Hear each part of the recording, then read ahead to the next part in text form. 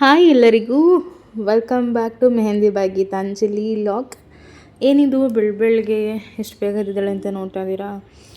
So full ಎಲ್ಲ confuse ಥರ ಆಗೋಯಿತು. ಸೊ ನಿನ್ನೆ ಪೀರಿಯಡ್ಸ್ ಆಗಿದೆ, ನಿನ್ನೆ ಮೆಹಂದಿ ವರ್ಕ್ ಇತ್ತು. ಸೊ ಅದನ್ನು ನಾನು ಕಂಪ್ಲೀಟ್ ಮಾಡೋಕ್ಕಾಗಿಲ್ಲ. ಬೆಳಿಗ್ಗೆ 4:30ಗೆಲ್ಲ ಎದ್ದು ನಾನು ವರ್ಕ್ನ ಸ್ಟಾರ್ಟ್ ಮಾಡಿಕೊಂಡೆ. ಸೊ ನಮ್ಮ ಮನೇಲಿ ನಾವು ಪೀರಿಯಡ್ಸ್ ಆದರೆ ಹಿಂದೆ ಮನೆಯಲ್ಲೇ ಮಲ್ಕೊಳ್ಳೋದು. ಸೊ ನಾನು ಒಬ್ಬಳೇ ಮಲ್ಕೋತೀನಿ ಅಂದರೆ, ಬಟ್ ನಮ್ಮ ಮನೆಯವ್ರು ಕೇಳಿಲ್ಲ, ಬೇಡ ಒಬ್ಬಳೇ ಮಲ್ಕೋಬೇಡ ಅಂತಂದರು. ಸೊ ಅದರಿಂದ ಇಬ್ಬರು ಅಲ್ಲೇ ಮಲ್ಕಿದ್ವಿ. ಸೊ ನಿನ್ನೆ ಎಲ್ಲ ಹಂಗಂಗೆ ಬಿಟ್ಬಿಟ್ಟಿದೆ. ಸೊ ಅದನ್ನೆಲ್ಲ ಇವತ್ತು ಕಂಪ್ಲೀಟ್ ಮಾಡಬೇಕಿತ್ತು. ಮೆಹಂದಿ ಸ್ವಲ್ಪ ಮಾಡೋದು ಬ್ಯಾಲೆನ್ಸ್ ಇತ್ತು. ಸೊ ಪೇಸ್ಟೆಲ್ಲ ರೆಡಿ ಮಾಡಿ ಇಟ್ಟಿದೆ, ಅದನ್ನೆಲ್ಲ ಮಾಡ್ಕೊಬಿಡೋದ ಅಂತ ಅಂದ್ಬಿಟ್ಟು ಮಾಡೇ ಕೂತ್ಕೊಂಡು ಕಂಪ್ಲೀಟ್. ಅವರು ನನಗೆ 40 ಕೋನ್ಸ್ನ ಆರ್ಡರ್ ಮಾಡಿದರು.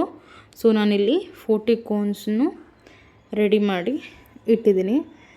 ಸೊ ಅದನ್ನೆಲ್ಲ ನಾನು ಒಂದು ಬಾಕ್ಸಿಗೆ ಪ್ಯಾಕ್ ಮಾಡಿಕೊಂಡೆ, ಯಾಕಂದರೆ ಅದು ಹಂಗೆ ಹಾಕ್ಕೊಂಡ್ರೆಲ್ಲ ಇದಾಗುತ್ತೆ ಅಂದ್ಬಿಟ್ಟು.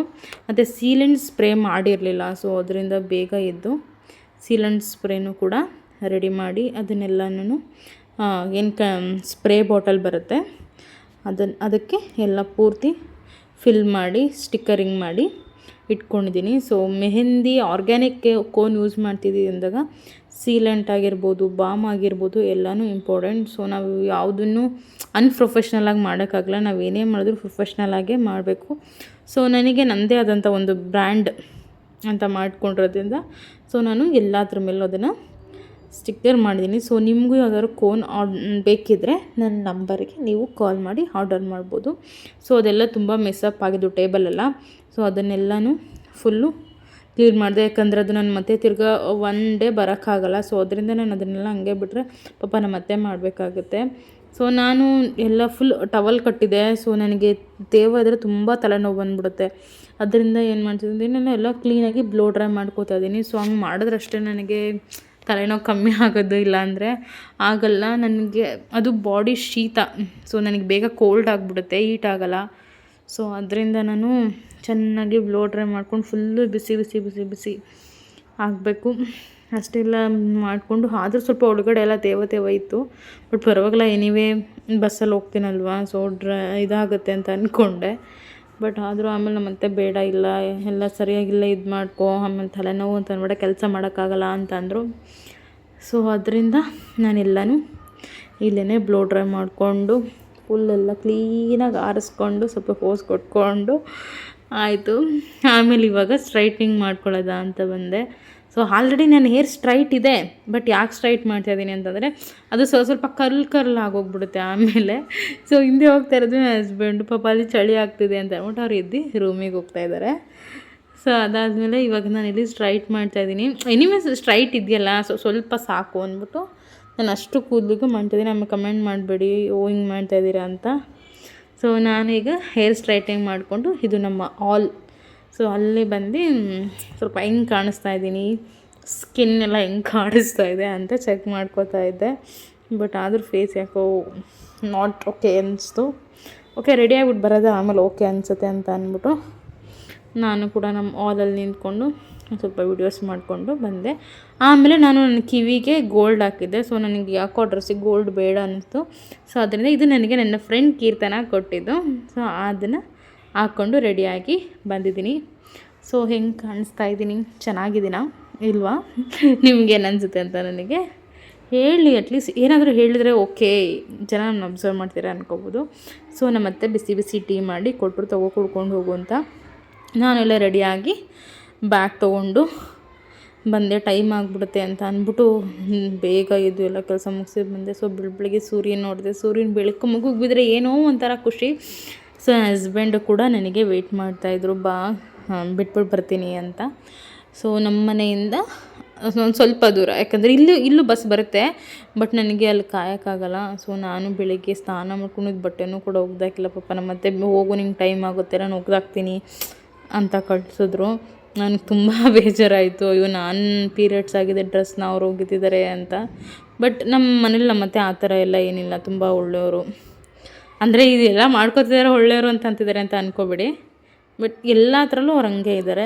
ಸೊ ನಮ್ಮ ಮನೆಯವರು ಜೊತೆ ಇವಾಗ ನಾನು ಹೋಗ್ತಾ ಇದ್ದೀನಿ. ಸೊ ತುಂಬ ಚಳಿ ಇತ್ತು. ನನಗೆ ಒಂದು ಸ್ವಲ್ಪ ದೂರ ಹೋದ್ಮೇಲೆ ಅನ್ನಿಸ್ತು ನಾನು ಜರ್ಕಿನ್ ಬರಬೇಕಾಗಿತ್ತು ಅಂತ. ನನ್ನ ಹಸ್ಬೆಂಡ್ ಸಿಕ್ಕಾಪಟ್ಟೆ ಬ್ರಿಲಿಯಂಟ್, ಅವ್ರು ಬಂದ್ಬಿಟ್ಟಿದ್ದಾರೆ. ಸೊ ಒಂದು ಸ್ವಲ್ಪ ದೂರ ಹೋದ್ಮೇಲೆ ಫುಲ್ಲು ಕಣ್ಣಲ್ಲಿ ನೀರು ಬರ್ತೈತೆ, ಆಗ್ತಾನೇ ಇಲ್ಲ. ನಮ್ಮ ಮನೆಯವರು ಫೋನ್ ಆಫ್ ಮಾಡು, ಎಲ್ಲರೂ ಬಿದ್ದೋಗ್ಬಿಟ್ಟು ಅಂತಂದರು. ಸೊ ಆಫ್ ಮಾಡಿಟ್ಬಿಟ್ಟು ಹಸ್ಬೆಂಡು ಅಲ್ಲಿ ಹೋಗಿ ನಿಂಗೆ ತಿನ್ನೋಕೆ ಟೈಮ್ ಇರಲ್ಲ ಬಾಮ್ಮ ಎಲ್ಲ ತಿನ್ಕೊ ಅಂತಂದರು. ಸೊ ಅದರಿಂದ ತಿಂಡಿ ತಿನ್ನೋದ ಅಂತ ಅಂದ್ಬಿಟ್ಟು ಎಲ್ಲಿ ಒಂದು ಹೋಟೆಲ್ ಇತ್ತು, ಸೊ ಅಲ್ಲಿಗೆ ಬಂದ್ವಿ. ಅವರು ಒಂದು ಸಿಂಗಲ್ ಇಡ್ಲಿ ತೊಗೊಂಡ್ರು. ಬಟ್ ನನಗಿದು ಫೇವ್ರೇಟ್ ಅಂದರೆ ಫೇವ್ರೇಟ್, ಯಾವಾಗಲೂ ಅಷ್ಟೇ ತಿನ್ಕೊಂಡು ಅದೇನು ಹೇಳಿ ಬಂದೆ. ಖಾಲಿ ಬಸ್ ಇತ್ತು. ಸೊ ಅದರಿಂದ ಬಸ್ ಹತ್ಕೊಂಡು ಹೋಗ್ತಾ ಇದ್ದೀನಿ. ಸೊ ಇನ್ನೇನು ಬಸ್ ಸ್ಟಾಪ್ ಬರಬೇಕು. ಬಸ್ ಸ್ಟಾಪ್ ಬಂದಮೇಲೆ ಒಂದು ಕಾಲ್ ಬಂತು, ಏನಂತಂದರೆ 1 ಬನ್ನಿ, ನೀವು 1 or 2 ಬನ್ನಿ. ಫಸ್ಟ್ ಡಿಸೈಡ್ ಆಗಿದ್ದು 12 ಅಷ್ಟರಲ್ಲಿ ಬನ್ನಿ ಅಂತ. ಸೊ ಆಮೇಲೆ ಹಂಗಂದ್ರು. ಅದಾದಮೇಲೆ ಸರಿ ಅಲ್ಲಿವರೆಗೂ ನಾನು ಬಸ್ ಸ್ಟಾಪಲ್ಲಿ ಕೂತ್ಕೊಂಡು ಏನು ಮಾಡೋದು, ನಮ್ಮ ಮನೆಗೆ ಹೋಗೋದಾ, ನಮ್ಮ ಮನೇಲಿದ್ದು ಬರೋದಾ ಅಂತ ಅಂದ್ಬಿಟ್ಟು ನಮ್ಮ ಮನೆಗೆ ಬಂದೆ. ನಮ್ಮ ಮನೆ ಅಂದರೆ ಅಪ್ಪನ ಮನೆಗೆ ಬಂದೆ. ಸೊ ಅದಾದಮೇಲೆ ಏನಾಯಿತು ಅಂದರೆ ಮತ್ತೆ ತಿರ್ಗಾ ಕಾಲ್ ಬಂದು, ಇಲ್ಲ ನಮಗೆ ಹಳದಿ ಶಾಸ್ತ್ರ ಶುರು ಆಗೋದೆ 12ಗಾದರೆ 3ಗೆ ಮುಗಿಯುತ್ತೆ ಅಂತಂದರು. ಸೊ ನನಗೆ ಸ್ವಲ್ಪ ಬೇಜಾರಾಯಿತು. ಅಷ್ಟೊತ್ತಿಗೆ ಹಿಡಿದ್ರಲ್ಲ, ನಾನು ಬೆಳಗ್ಗೆ ಎದ್ದು ಅಷ್ಟೆಲ್ಲ, ಅದು ಪೀರಿಯಡ್ಸ್ ಟೈಮಲ್ಲಿ ಅಷ್ಟೆಲ್ಲ ಕಷ್ಟಪಟ್ಕೊಂಡು ಬಂದು ಈ ಥರ ಹೇಳಿದ್ರು ಅಂದ್ಕೊಂಡೆ. ಸೊ ಏನೂ ಮಾಡೋಕ್ಕಾಗಲ್ಲ, ನಾವೇ ಅಡ್ಜಸ್ಟ್ ಮಾಡ್ಕೋಬೇಕು ಅಂತ ಬಂದೆ. ಇದು ನಮ್ಮ ಮನೆ. ಬಂದೆ, ನನ್ನ ತಂಗಿ ಪೂಜೆ ಮಾಡ್ತಾ ಇದ್ಲು, ಕಾಣಿಸ್ತಾ ಇದೆಯಾ, ಅಲ್ಲಿದ್ದಾಳೆ. ಅವಳು ಪೂಜೆ ಮಾಡ್ತಿದ್ಲು. ಸೊ ನಾನು ಪೀರಿಯಡ್ಸ್ ಆಗಿದ್ನಲ್ಲ, ಸೊ ಅದರಿಂದ ಇಲ್ಲ ಅವಳು ಪೂಜೆ ಮಾಡಿಬಿಡಲಿ, ಆಮೇಲೆ ಒಳಗಡೆ ಹೋಗೋದಾ ಅಂತ ಬಂತೆ. ಸೊ ನನ್ನ ತಮ್ಮ ಕೂಡ ತಿಂಡಿ ತಿಂದು ಸ್ಕೂಲ್ಗೆ ಹೋಗಕ್ಕೆ ರೆಡಿಯಾಗಿದ್ದ, ಪ್ಲೇಟೆಲ್ಲ ತೊಳೆದಿದ್ದ. ಬಟ್ ಅವನು ಆಲ್ಮೋಸ್ಟ್ ಮನೆ ಹತ್ರ ಇದ್ದಾಗ ಎಲ್ಲ ಕೆಲಸನೂ ಮಾಡ್ತಾನೆ, ನಮ್ಮ ಅಮ್ಮಂಗೆ ಹೆಲ್ಪ್ ಮಾಡ್ತಾನೆ. ಹಾಯ್ ಮಾಡ್ತಾ ಇದ್ದಾನೆ, ನೀವು ಕೂಡ ಹಾಯ್ ಮಾಡಿ. ಇದು ನನ್ನ ತಂಗಿ ಅವಳ ರೂಮಲ್ಲಿ ಹಾಕ್ಕೊಂಡಿರೋದು. ಸೊ ಲೈನ್ಸ್ ಎಲ್ಲ ಎಷ್ಟು ಚೆನ್ನಾಗಿದೆ ಅಲ್ಲ. ಸೊ ಆಮೇಲೆ ನಾನು ಹೇರ್ನ ಫುಲ್ಲು ಮೇಲ್ಗೆ ಹಾಕ್ಬಿಟ್ಟಿದ್ನಲ್ಲ, ಸೊ ಅದರಿಂದ ಬಣ್ಣ ರಿಮೂವ್ ಮಾಡಿದೆ. ಸ್ವಲ್ಪ ಫ್ರೀ ಅನಿಸುತ್ತೆ ತಲೆ ಯಾವಾಗ ಅಂತ ಅಂದ್ಬಿಟ್ಟು ರಿಮೂವ್ ಮಾಡಿಬಿಟ್ಟು ಆಮೇಲೆ ನಮ್ಮ ಕಾಲ್ ಮಾಡಿ, ನಾನು ಸ್ವಲ್ಪ ಹೊರಗಡೆ ಇದ್ದೀನಿ, ಕಾಳೈತೆ ಇದಕ್ಕಿಟ್ಟಿರು, ನಾನು ಸಂಜೆ ಬಂದು ಸಾರು ಮಾಡ್ತೀನಿ ಅಂದರು. ಸರಿ ಆಯಿತು, ಸುಮ್ಮನೆ ಕುತ್ಕೊಂಡು ಇನ್ನು ನಾನು 12:30 ಹಂಗೆ ಹೊರಡೋದ ಅಂದ್ಕೊಂಡು ಅಲ್ಲಿವರೆಗೂ ಏನು ಮಾಡೋದು ಅಂತ ಅಂದ್ಬಿಟ್ಟು ಕಾಳನ್ನೆಲ್ಲ ಇದಕ್ಕೆ ಇಡ್ತಾಯಿದ್ದೀನಿ. ಸೊ ಒಬ್ಬಳೇ ಫೋನ್ ನೋಡ್ಕೊಂಡು ಇದಕ್ಕೆ ಇಟ್ಬಿಟ್ಟು 12:30ಗೆ ಮತ್ತೆ ತಿರ್ಗಾ ಹೋಗ್ತಾಯಿದ್ದೀನಿ. ಸೊ ಬೆಳಗ್ಗೆ ಮೇಕಪ್ ಮಾಡ್ಕೊಂಡಿದ್ದೆ, ಮತ್ತೆ ತಿರ್ಗಾ ನಾನು ಏನು ಮಾಡ್ಕೊಂಡಿಲ್ಲ. ಸೊ ಹೋಗ್ತಾ ಅಲ್ಲಿ ಹಾಲ್ಕವ ನೋಡಿದೆ, ಸೊ ತಿನ್ನಬೇಕು ಅನ್ನಿಸ್ತು. ಸೊ ಅದಕ್ಕೆ 1-2 ತೊಗೊಂಡು ರೋಡ್ ನಮ್ಮ ಮನೆಯಿಂದ ಬಸ್ ಸ್ಟಾಪ್ವರೆಗೂ ನಡ್ಕೋಬೇಕು, ಇಲ್ಲ ಆಟೋದಲ್ಲಿ ಹೋಗ್ಬೇಕು. ಆಟೋದಲ್ಲಿ ಹೋಗೋದ ಅಂತಂದರೆ ಅದು ಒಂದು ಸ್ವಲ್ಪ ದೂರ ಮತ್ತೆ ತಿರ್ಗಾ ಅಲ್ಲೂ ನಡ್ಕೊಂಡು ಹೋಗಬೇಕು. ಸೊ ಅದಕ್ಕೆ ಅಯ್ಯೋ ಇನ್ನೇನು ನಡ್ಕೊಂಡೇ ಹೋಗೋದ ಅಂದ್ಬಿಟ್ಟು ಬಂದೆ. ಸೊ ಬಸ್ ಸ್ಟಾಪ್ ಬಂದೆ, ಅಲ್ಲಿಂದ ನಾನು ಬನಶಂಕರಿಗೆ ಬರಬೇಕಿತ್ತು. ಇದು ಯಾವ ಬಸ್ ಸ್ಟಾಪು ಕಮೆಂಟ್ ಮಾಡಿ. ಅಲ್ಲಿಂದ ಬನಶಂಕರಿಗೆ ಹೊರಡಬೇಕಿತ್ತು. ಸೊ ಮಧ್ಯದಲ್ಲಿ ಹಾರವಳ್ಳಿಲಿ ಸಿಕ್ಕಾಪಟ್ಟೆ ಏನೋ ಶಂಕು ಸ್ಥಾಪನೆ ಅಂತ ಏನೋ ಪ್ರೋಗ್ರಾಮ್ ಇಟ್ಕೊಂಡಿದ್ದಾರೆ. ಅದೇನು ಥರದ್ದು ಅಂತ ನನಗೂ ಗೊತ್ತಿಲ್ಲ. ಬಟ್ ಫುಲ್ಲು ಜೋರಾಗಿ ಇಲ್ಲ ಅಂಕಲ್ ಬಟ್ಟೆಗೆ ಕಿಡಿ ಬಿದ್ದುಬಿಟ್ಟಿತ್ತು. ಸೊ ಪಾಪ ಅಂಕಲ್ ಅಂತ ಫುಲ್ ಟೆನ್ಷನ್ ಥರ ಹೋಗ್ಬಿಟ್ರು. ಅವರು ಟವಲ್ ಏನು ಹಾಕ್ಕೊಂಡಿದ್ರು ಪಾಪ, ಅದಕ್ಕೆ ಬಿದ್ದೋಗ್ಬಿಟ್ಟಿತ್ತು. ಅವರೆಲ್ಲ ಆಮೇಲೆ ಹೇಳ್ತಾಯಿದ್ರು, ನೀವು ಹಿಂಗೆ ಹೊಡಿತಾ ಇದ್ದೀರಾ, ಬಸ್ ಒಳಗಡೆ ಎಲ್ಲ ಬೀಳ್ತಾಯಿದೆ, ಹೆಂಗೆ ಏನು ಈ ಕಡೆ ಹೊಡಿಬಾರ್ದಂತ ಗೊತ್ತಿಲ್ವಾ ಅಂತ ಅಂದರು. ಬಟ್ ಅವರು ಆದರೂ ಡೋಂಟ್ ಕೇರ್. ಆಮೇಲೆ ಬನಶಂಕರಿಗೆ ಬಂದು ಇಲ್ಲೊಂದು ಹೋಟ್ಲಿದೆ. ಸೊ ಅಲ್ಲಿ ನಾನು ಊಟ ಮಾಡೋದ ಅಂತ ಫ್ರೈಡ್ ರೈಸ್ ತೊಗೊಂಡು ಊಟ ಮಾಡಿದೆ. ಆಮೇಲೆ ನಾನು ಮೆಟ್ರೋ ಹೋಗ್ತಾ ಇದ್ದಲ್ಲ ನೋಡ್ಕೊಂಡು ನಾನೊಬ್ರಿಗೆ ವೆಯ್ಟ್ ಮಾಡ್ತಾಯಿದ್ದೆ. ಅವರು ನನ್ನ ಜೊತೆ ಮೆಹಂದಿ ಹಾಕೋರು. ಸೊ ಅದರಿಂದ ಅವರು ಎನಿವೇ ಇಲ್ಲೇ ನಮ್ಮ ಜೊತೆ ಜಾಯ್ನ್ ಆಗ್ತಾರೆ ಅಂತ ವೆಯ್ಟ್ ಮಾಡ್ಕೊಂಡು ಕೂತಿದ್ದೆ. ಸೊ ಆಮೇಲೆ ಆಟೋ ಬುಕ್ ಮಾಡಿದೆ, ಆಟೋ ಬಂತು, ಅವರು ಕೂಡ ಬಂದರು.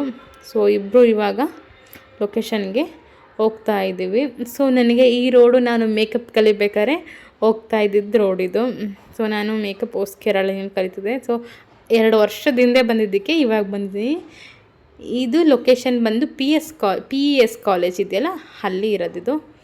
ಸೊ ಅವ್ರ ಮನೆ ಹತ್ರ ಬಂದ್ವಿ. ಸೊ ಆ ರೋಡಲ್ಲಿ ಫುಲ್ ಎಲ್ಲ ಬರೀ ಚಿಕನ್ ಮಟನ್ ಅಂಗಡಿಗಳನ್ನೇ. ಸೊ ಕಾಲೇಜ್ ಅಲ್ವಾ, ಸೊ ಬಂದ್ವಿ. ಅವರು ನಮಗೆ ಜ್ಯೂಸ್ ಕೊಟ್ಟರು.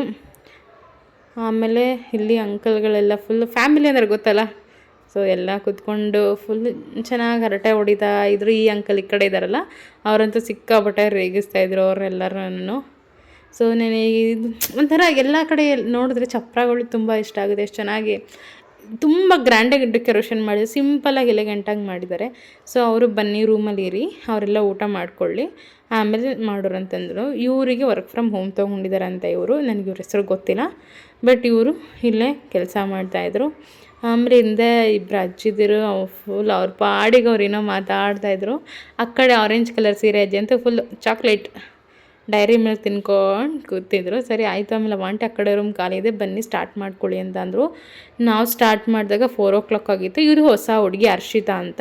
ಒಟ್ಟು ನಾವು 3 ಜನ ಮೆಹಂದಿ ಹಾಕೋದಕ್ಕೆ ಹೋಗಿದ್ದಿದ್ದು. ಸೊ ಒಬ್ಬೊಬ್ಬರು 3 ಜನಕ್ಕೆ ಒಟ್ಟು ಒಂದೇ ಟೈಮ್ಗೆ 3 ಜನಕ್ಕೆ ಹಾಕ್ಬೋದು ಅಂತ ಅಂದ್ಬಿಟ್ಟು ಹಾಕೋಕ್ಕೆ ಶುರು ಮಾಡ್ದೋ.